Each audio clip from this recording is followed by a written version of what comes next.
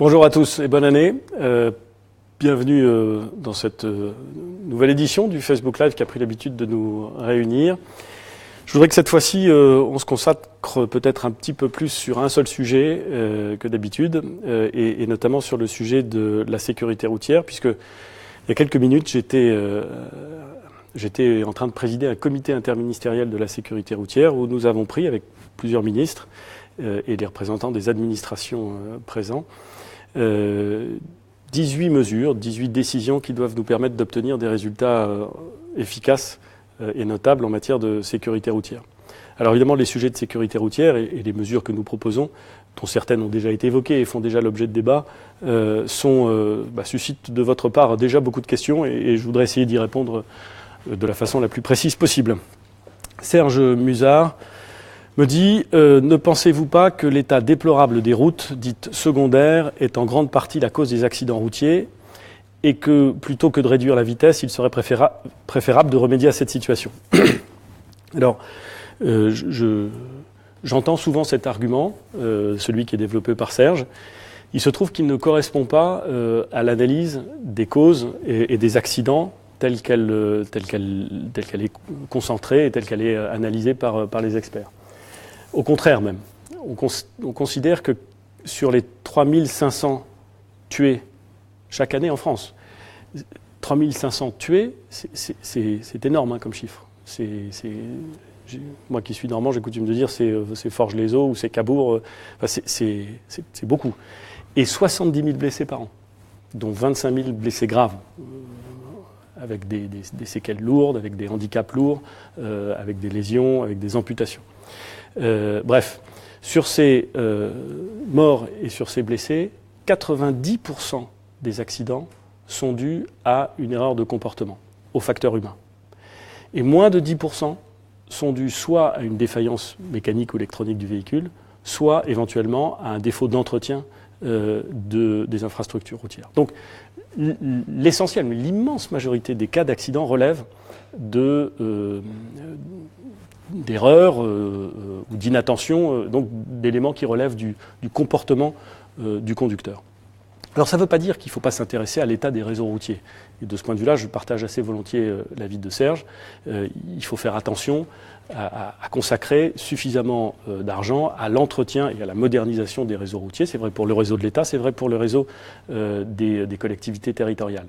C'est d'ailleurs intéressant parce que pendant longtemps en France, on s'est plus préoccupé de la construction d'infrastructures nouvelles et peut-être un peu moins de l'entretien des réseaux, que ce soit le réseau ferroviaire ou le réseau routier. Je pense que la priorité doit changer, c'est ce que nous avons indiqué, et passer plus à l'entretien des réseaux existants qu'à la construction, le cas échéant, d'infrastructures nouvelles.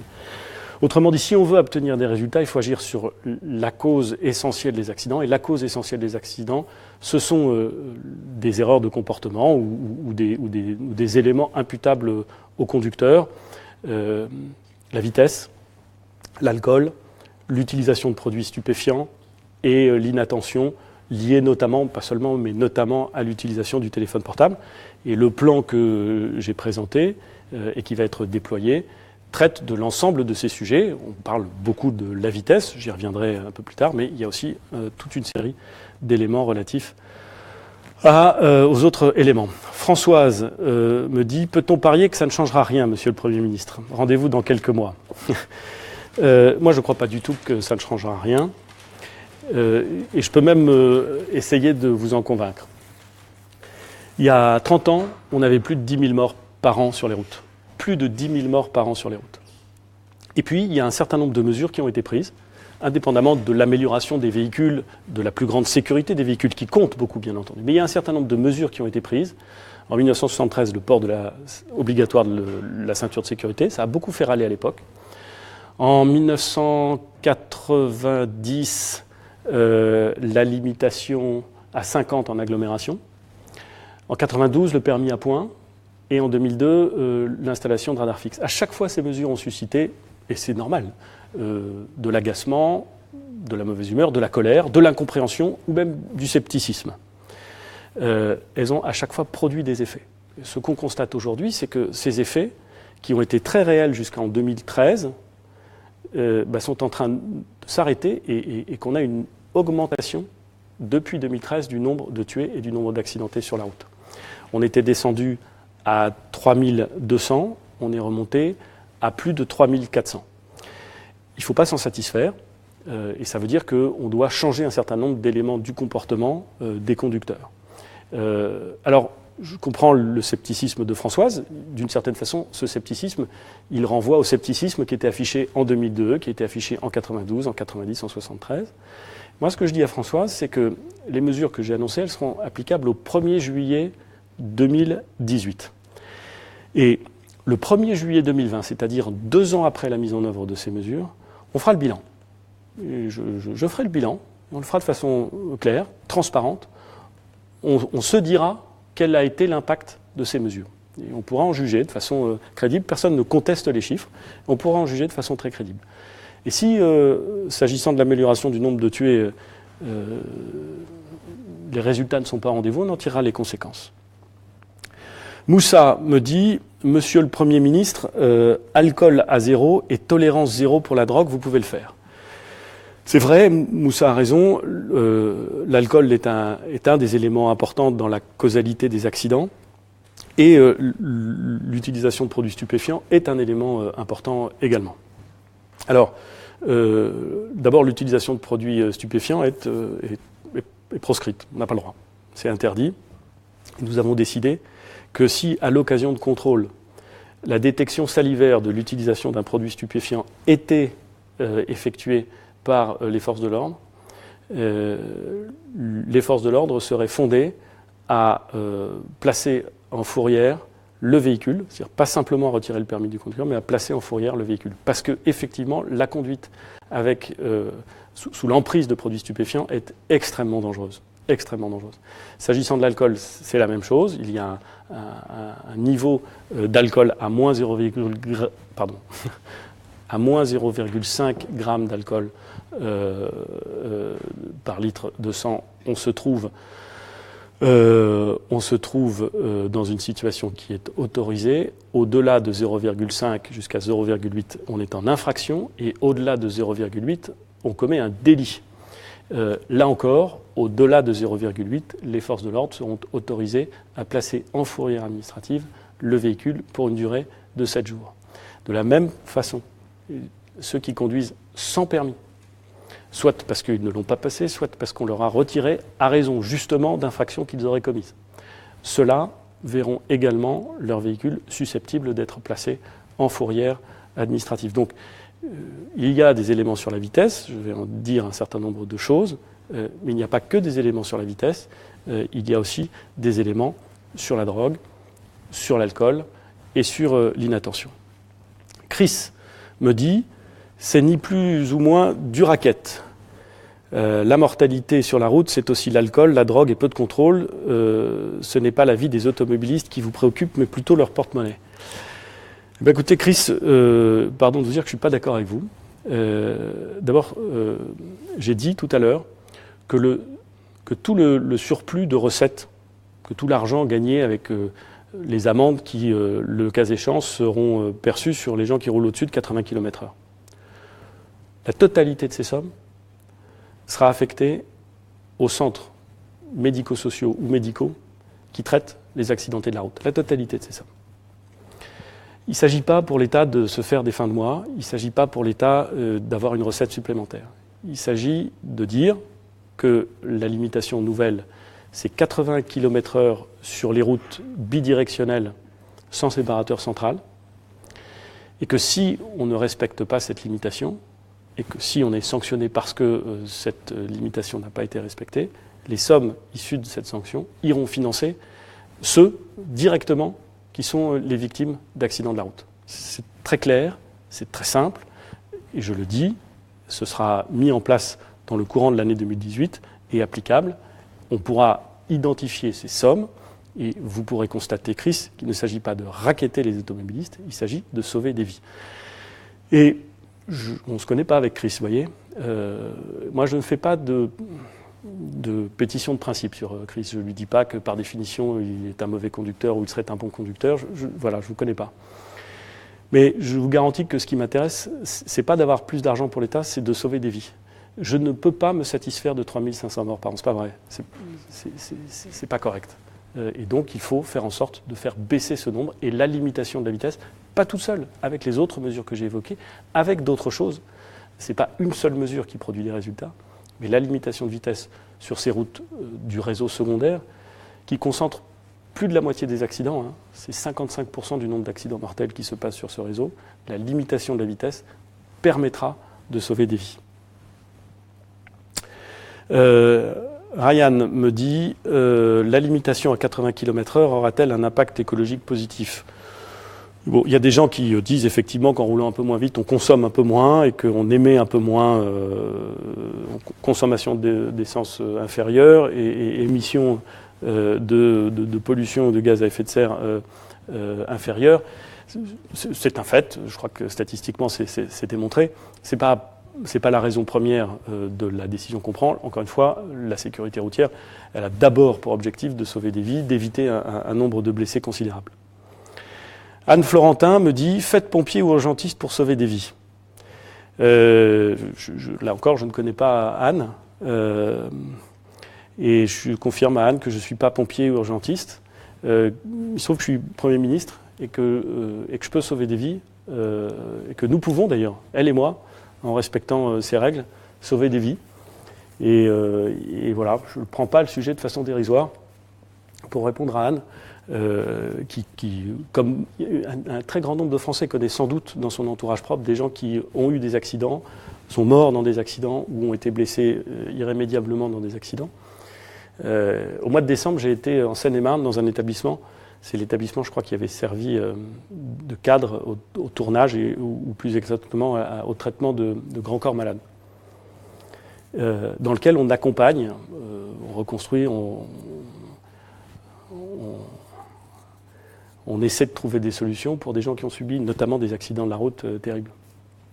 Et vous voyez des gens qui sont partis de chez eux le matin, voilà, et qui ont subi un accident, soit parce qu'ils en étaient responsables, soit parce que quelqu'un d'autre a causé cet accident, et dont la vie a totalement basculé, et qui, pendant 3 ou 4 mois, vont se battre pour récupérer l'usage d'un doigt. Qui vont se battre pendant des années pour essayer de remarcher ou de revivre, pas du tout de la même façon qu'avant, mais un peu mieux que l'état dans lequel ils se trouvent après l'accident. C'est saisissant de voir cela. Et encore une fois, il y a beaucoup de Françaises et de Français, parce qu'il y a beaucoup de morts sur les routes en France qui connaissent ça, et beaucoup de blessés sur les morts. Donc je ne traite pas le sujet à la légère, je ne fais pas de leçon de morale. Il m'est arrivé de rouler trop vite, il m'est arrivé de me faire arrêter par les gendarmes, il m'est même arrivé de me faire retirer mon permis, d'avoir des points en moins sur mon permis, de payer des amendes parce que je roulais trop vite. C'est comme ça, je veux dire, il y a beaucoup de gens qui pensent, et moi le premier pendant longtemps, que parce qu'on conduit beaucoup, on conduit bien, et que les accidents c'est les autres, ceux qui conduisent mal, par définition c'est les autres. C'est pas vrai. Ça peut arriver à chaque instant, ça peut arriver à chaque moment, ça peut arriver parce qu'on prend un risque, parce que justement on est parfois trop en situation de penser que nous on sait qu'on peut rouler trop vite. Donc je ne donne aucune leçon de morale, je dis juste qu'on doit fixer des règles qui permettent d'épargner des vies, qui permettent d'alléger et d'épargner des souffrances liées aux accidents. Hazard Temp, probablement un pseudonyme, me dit « Les nouvelles technologies embarquées dans les voitures existent. Pourquoi les constructeurs ne les mettent pas en place ? Ils doivent assistance à personne en danger, il faut ajuster les technologies qui vont sur les anciennes voitures. » Vous avez raison, il y a beaucoup de nouvelles technologies qui permettent de limiter le risque, qui permettent d'assister la conduite de façon à voir quand par exemple il y a un endormissement, quand on connaît ces technologies, elles sont parfois encore un peu chères, mais elles se diffusent rapidement dans le parc automobile. Et probablement ça contribue, alors progressivement, parce que encore une fois ça a un coût, c'est pas spontanément distribuable dans l'ensemble du parc automobile. Mais c'est vrai que le progrès technologique permet de limiter les risques et d'améliorer la sécurité. C'est vrai que les voitures sont conçues autrement aujourd'hui. Mais encore une fois, je rappelle les choses. Ce progrès continue, il est réel, tant mieux. Il a sa part dans la diminution du nombre de morts. Mais depuis 3 ans, le nombre de morts, il augmente. Alors que le progrès, lui, continue. Donc ça veut bien dire qu'on ne peut pas simplement se fier à ce progrès, à cette technologie. Il faut aussi faire attention au comportement des automobilistes. Peut-être qu'un jour, Peut-être qu'un jour, les véhicules seront autonomes et que le sujet disparaîtra. Peut-être, je n'en sais rien. Ce qui est clair, c'est que le problème, il est toujours là et qu'il faut essayer de le régler.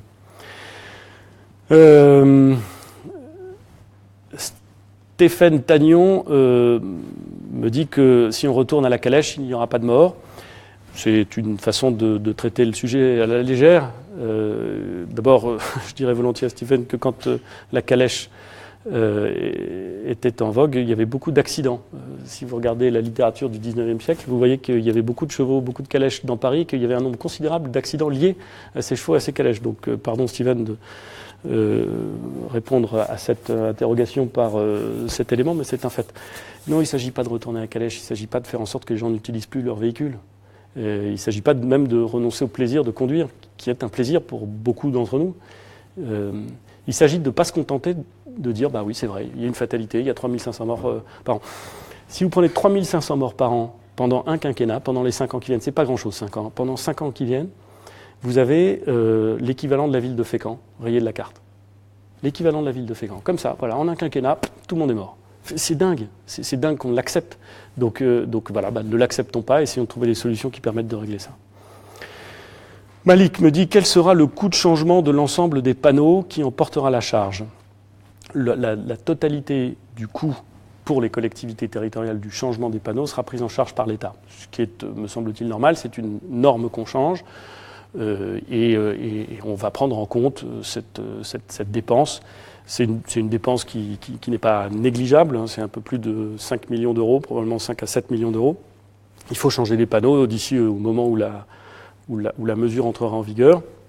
Ce sera financé par l'État et pas par les collectivités territoriales.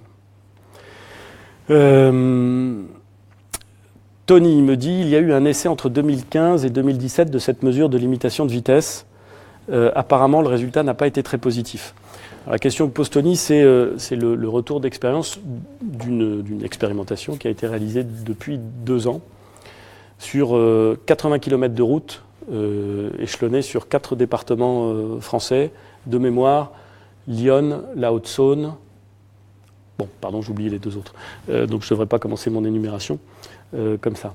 2 ans, c'est sur 80 km de route, donc sur peu de tronçons. Ça ne permet pas d'avoir une vision dont je dirais qu'elle est scientifiquement éprouvée. Pas sur 80 km. Si on avait l'ensemble du réseau, on pourrait dire, mais c'était une expérimentation, elle a été faite sur 80 km, donc on ne peut pas dire que 2 ans soit satisfaisant. Ce qu'on peut dire, c'est que sur 2 ans, on a obtenu des bons résultats, contrairement à ce que Tony indique. Le nombre d'accidents a baissé de 25%, le nombre de morts de 50%. Alors c'est sur des petites unités, c'est pour ça que je ne fonde pas cette expérimentation comme une espèce de vérité absolue, mais j'en ai pris compte. Ce qui est vrai, c'est que toutes les études partout en Europe montrent que la vitesse est un facteur systématiquement aggravant. Et que donc, lorsqu'on fait baisser la vitesse moyenne sur le réseau secondaire, là où les chocs sont les plus susceptibles d'intervenir, on fait diminuer et le nombre d'accidents et la gravité des accidents. Thierry me pose la question suivante. Si vous mettez le 80 en place, ce sont les ruraux que vous privez de leur mobilité.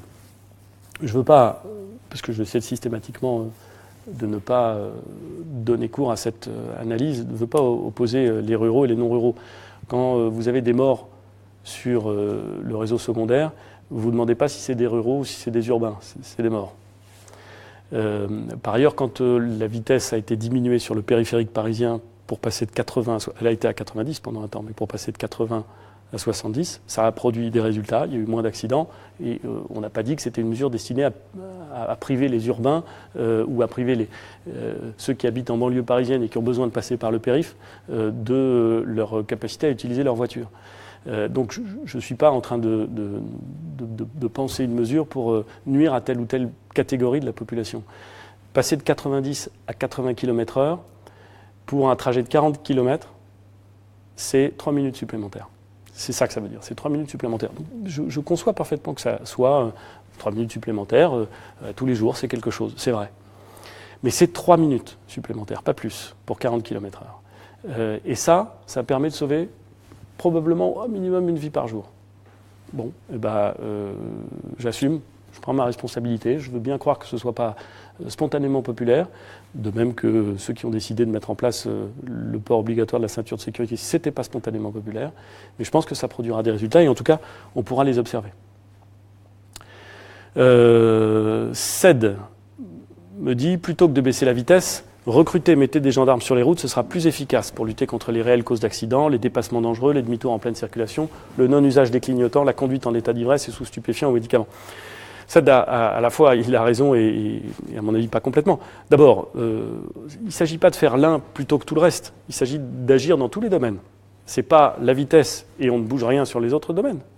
J'ai essayé d'expliquer qu'il y avait de l'information, il y avait de la formation, il y avait de l'entretien des réseaux, il y avait une mesure sur la vitesse, mais il y avait aussi des mesures visant à sanctionner plus lourdement la conduite sous stupéfiants, sans permis ou sous l'emprise de l'alcool. Donc on intervient dans tous les domaines. Par ailleurs, on recrute des policiers et des gendarmes.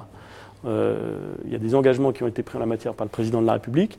Je les mets en œuvre. Donc on va recruter un nombre de policiers et de gendarmes supérieurs. Parce qu'effectivement, il faut des contrôles. Il ne faut pas des contrôles pour emmerder les Français, comme disait Pompidou. Mais il faut des contrôles parce que la réglementation doit être respectée. Donc on va effectivement mettre des contrôles.